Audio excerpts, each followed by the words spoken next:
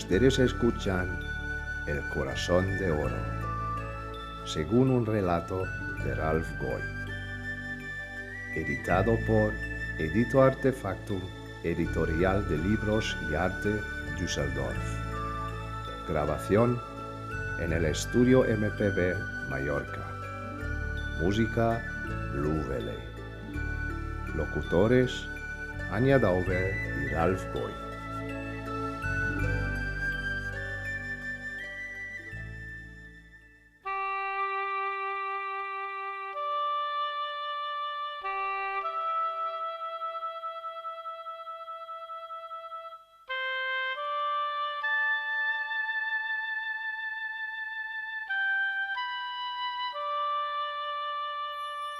El Corazón de Oro.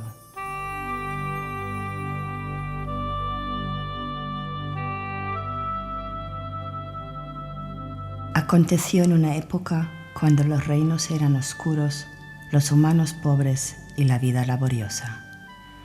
Los estados de reino vivían entre desavenencia y el rey de la envidia gobernaba a los hombres de manera tan dura y despiadada que hasta los más humildes eran dominados por el menosprecio y la testarudez.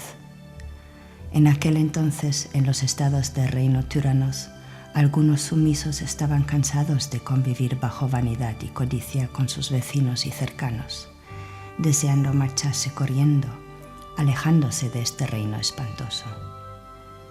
Dejaron atrás todos sus bienes, reconociendo que las cosas ya no tenían valor para ellos, ahora que veían lo que las propiedades y riquezas habían hecho con sus familiares y amigos, hasta con ellos mismos.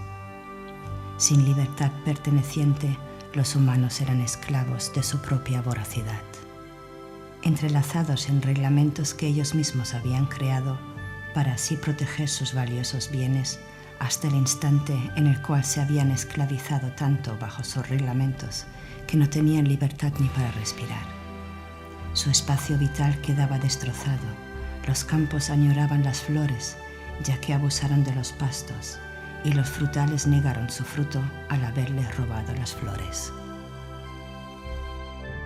El ganado yacía en la miseria, y los pastos resecaron, así como los humanos que siempre tomaban pero nunca daban.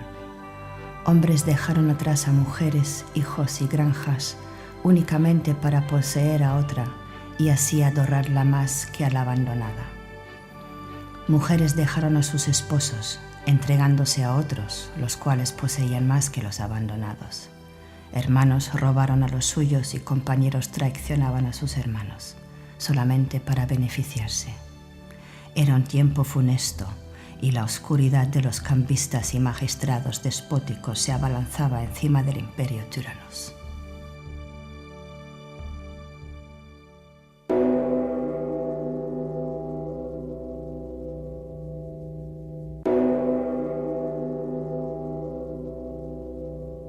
Era el comienzo de la hora aviditatis diaboli. Loca inferna sum noctem, ex animare nebula.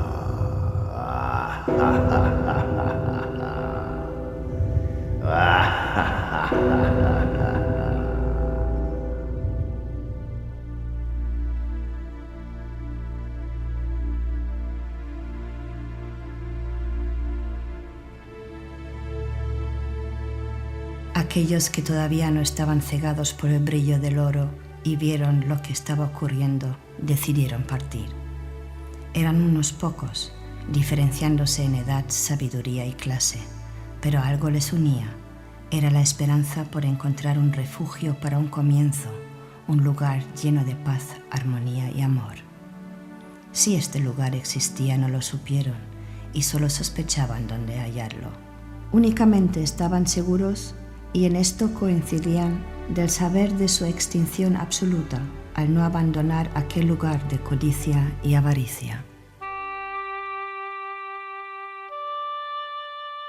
En reducidos grupos partieron y comenzaron la búsqueda del lejano imperio Malgloria, al cual en cuentos antiguos le cantaron, prometiendo felicidad eterna a aquellos capaces de encontrar con el corazón inocente esta isla tras las nieblas del Elíseo. Juan también partía con ellos. Él había sido comendador de las provincias del sur, pero que justamente siguiera a los buscadores los dejó en un estado de incomprensibilidad y contradicción. Tras sus manos alzadas cuchicheaban sobre él. ¿Por qué precisamente este hombre le daba la espalda a Tyrannos? ¿No había sido él particularmente uno de los que bajo orden del rey se esclavizó para la codicia y consiguió en las minas lejanas de Caliptra, explotando los tesoros de la tierra, notoriedad dudosa?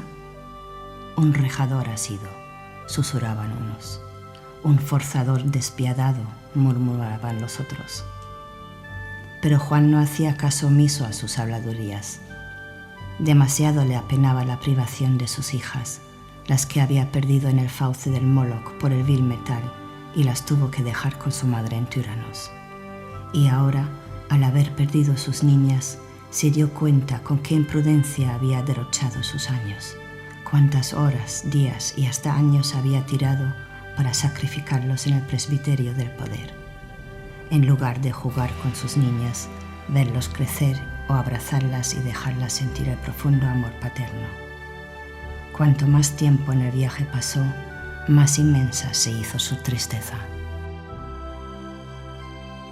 Poco a poco reconoció lo mentecato que había sido y la desdicha en su interior creció infinitamente, tanto que su aflicción le hizo enfermar.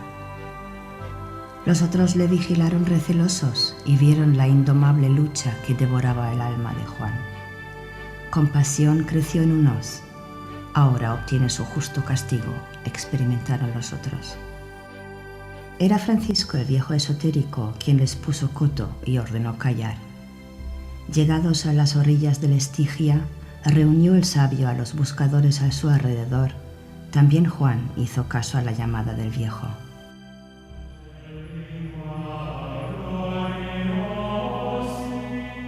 Mirad, hacia allá, exclamó Francisco a los reunidos con voz rabiaguda y guió con el brazo recto sus miradas por encima de las aguas hacia las nieblas del Elíseo. Al haber llegado casi a la meta de nuestro viaje, más gloria ante nuestros ojos, sigo viendo ceguedad entre nosotros. La suspicacia y la arbitrariedad han viajado con nosotros. ¿Quiénes somos que nos adjudicamos juzgar el martirio de Juan y castigarle por obra u omisión? ¿No dejamos tirarnos atrás en busca de un nuevo comienzo y ahora nos asamos contra un prójimo nada más haber llegado al destino? Las palabras pesadas de rabia acertaron como relámpagos ardientes, y los buscadores bajaron sus miradas avergonzados al suelo. Dejemos que el arrepentimiento de nuestro hermano nos sirva de ejemplo, para así barrer la inmundicia delante de nuestra propia casa, porque cada uno de nosotros ha faltado alguna vez. Que las aguas del Estigia laven con penitencia y expiratoria toda nuestra culpa, y así seremos purificados al atravesar las aguas del río. Y desde ahora en adelante reine la paz entre nuestra gente allega a Elíseo. Vigorosamente las palabras del sabio se abrieron paso en los corazones de los buscadores, y en vez de desencadenar vergüenza o reproche, provocaron comprensión y evidencia. Por primera vez en su vida, Juan comprendió que no los otros deben perdonar, sino cada uno a sí mismo, y no solamente la censura del prójimo, sino también la culpa propia, y reconoció que precisamente la felicidad es el encanto de los humanos, y así se vislumbró por primera vez desde hacía mucho tiempo una pequeña sonrisa esperanzada por el rostro de Juan. El hijo mudo del leñador, Jocus, vio el martirio de Juan. El viaje largo y la pena habían enflaquecido la salud y la fuerza del hombre alto y macilento. Parecía que ya no podía ni aguantarse en pie. Jocus buscó bajo el monte de madera que su familia transportaba en una carreta de bueyes un bastón aparentemente lo bastante robusto y se lo entregó a Juan para que él se pudiera apoyar. Sin palabras agradeció el viejo comendador al chico sus cuidados. No hacía falta hablar. Al elevar el niño la mirada al rostro de Juan, vio la expresión penosa en la mirada cansada, pero también se descargaron cadenas de agradecimiento y todo fue afortunado.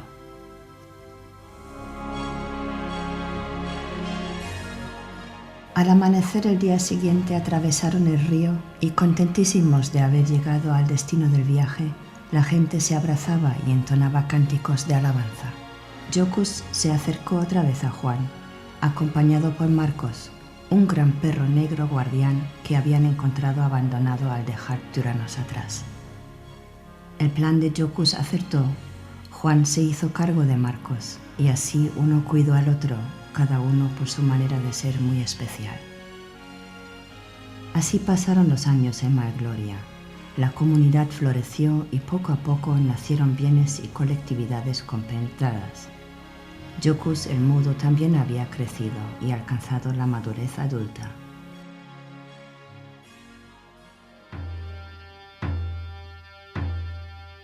Eran las habilidades de su padre las que había aprendido, y así también él mantuvo, como lo hizo su padre antes, a la familia cortando leña. Siempre al entregar al maestro cervecero leña nueva y al permanecer con un jarrón fresco delante de la cervecería, podía ver al gran Juan cómo se paseaba con su bastón y su compañero Marcos, dirigiéndose hacia la plaza del pueblo.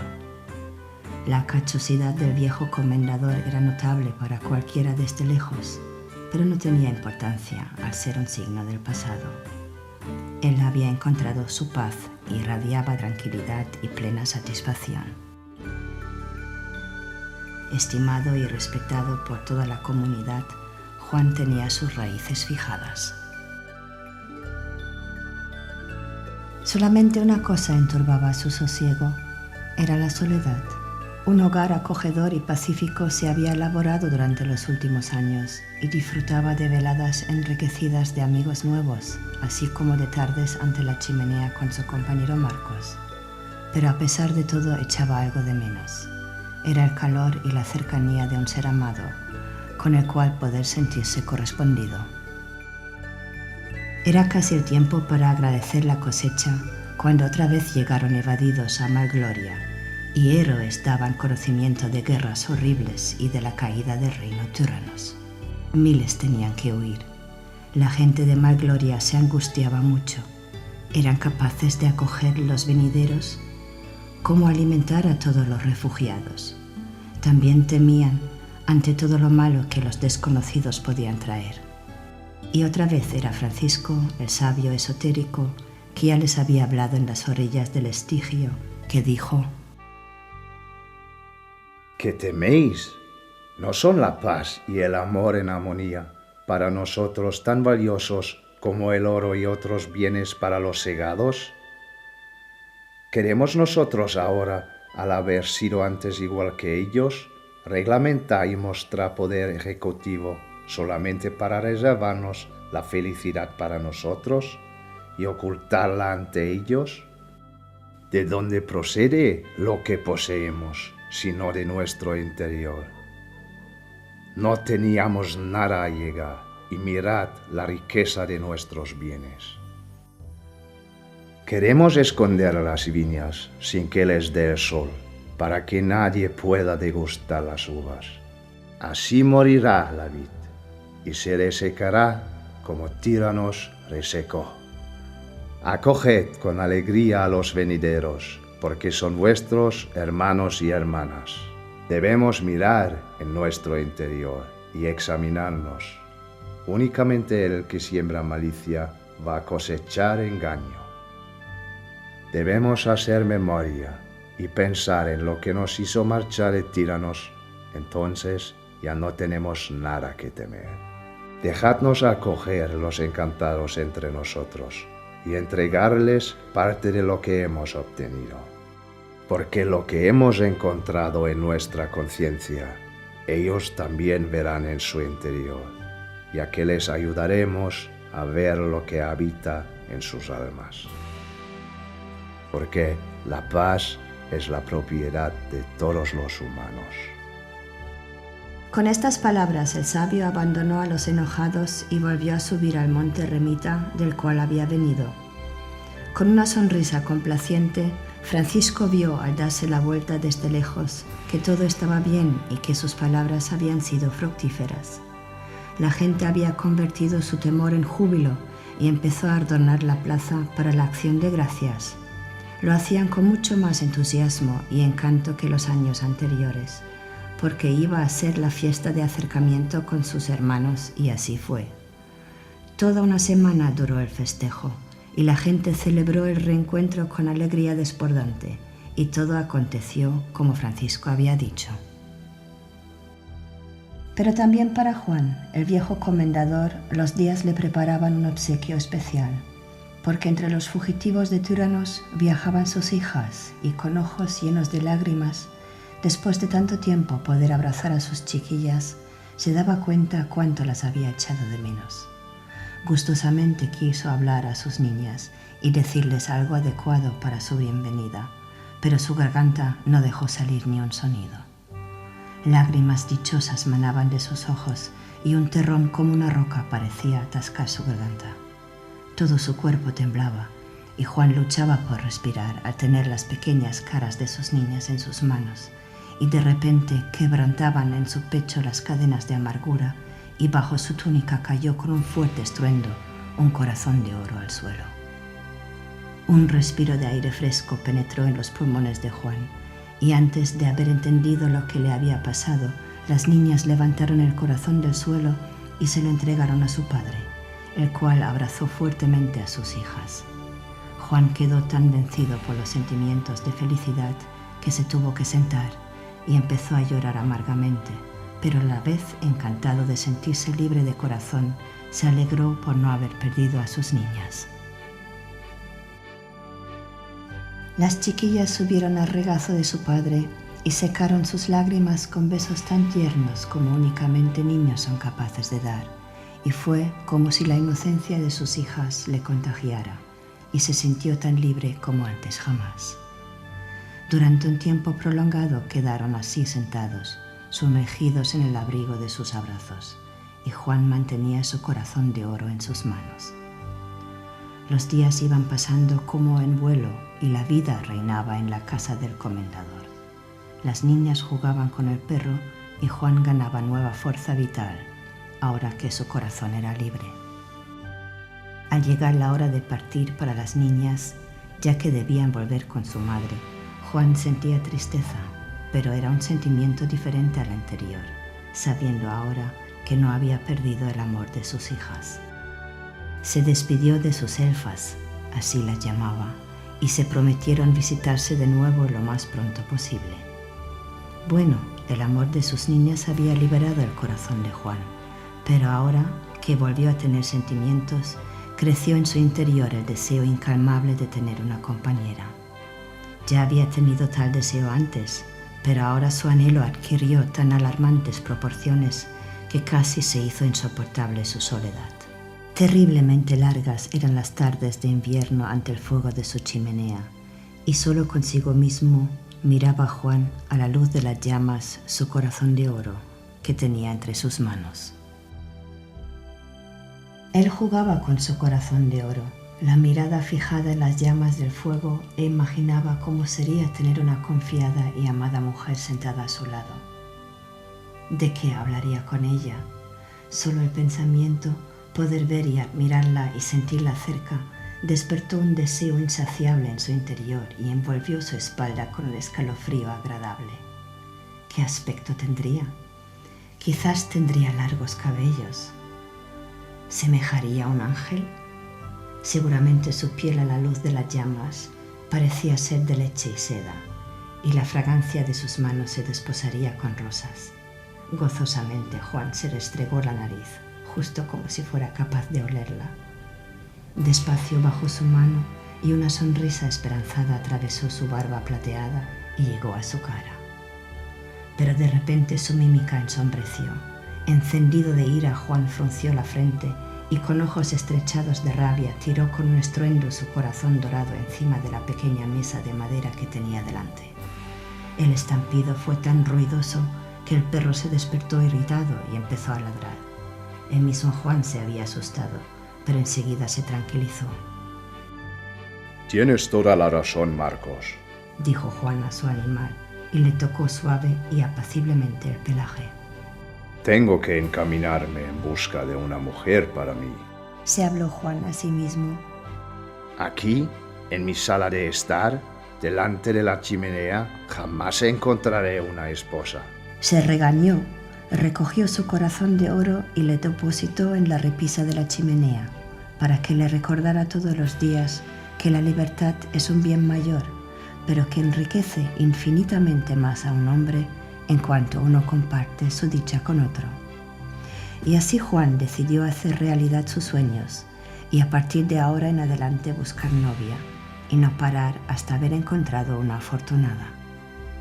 Pasó el invierno, pero exceptuando que había llegado la primavera, no había cambiado demasiado la vida de Juan. Cierto que se mezclaba más que antes con la gente y había obtenido múltiples amistades, pero para hacer realidad su decisión tomada, no había cruzado su camino la justa. Hasta aquel día en que su viejo amigo Jocus tocó a la puerta de su casa.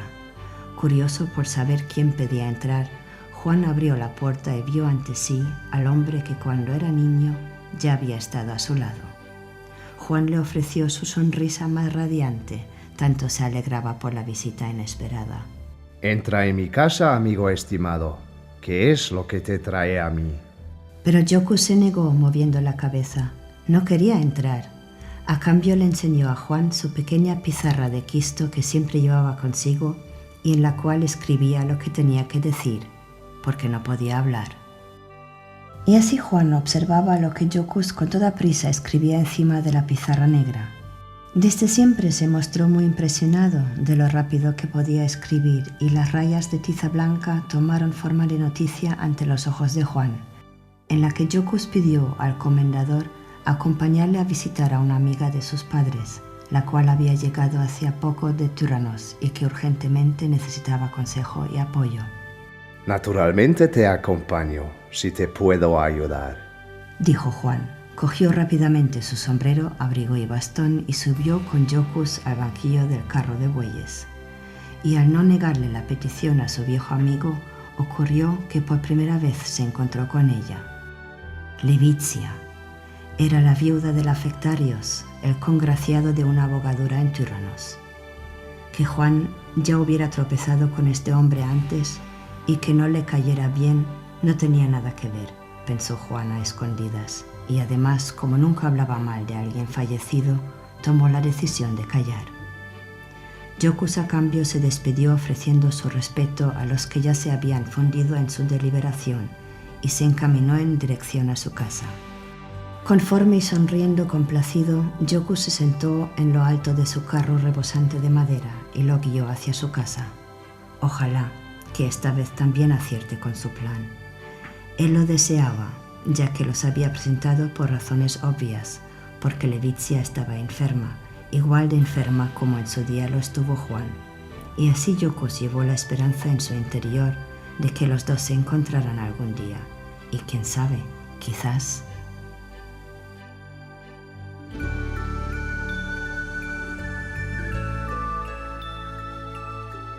Si Juan y Levicia se encontraron jamás, hoy ya no lo sabe nadie con exactitud. Unos cuentan que vivieron juntos hasta el final de sus días. Otros, en cambio, saben contar la primicia que Juan no consiguió liberar el corazón encarcelado de Levicia. Se puede dejar en dudas cuál final tuvo su amor de verdad. Lo cierto es que era el amor de sus hijas el que liberó el corazón de Juan, y únicamente quien es de corazón libre puede ganar el amor verdadero de otro humano. Y así no queda ninguna duda al respecto. Juan fue un hombre feliz el resto de su vida. Al parecer el corazón de oro aún hoy sigue existiendo y se dice que hay un cuento escondido en su interior. En qué lugar se encuentra y quién tiene su guardia y custodia sigue siendo un secreto, igual que la leyenda que tiene como mito el corazón de oro y que dice: siempre que un ser humano encuentra este corazón y lo toma entre sus manos, en algún lugar del mundo un corazón encadenado será liberado.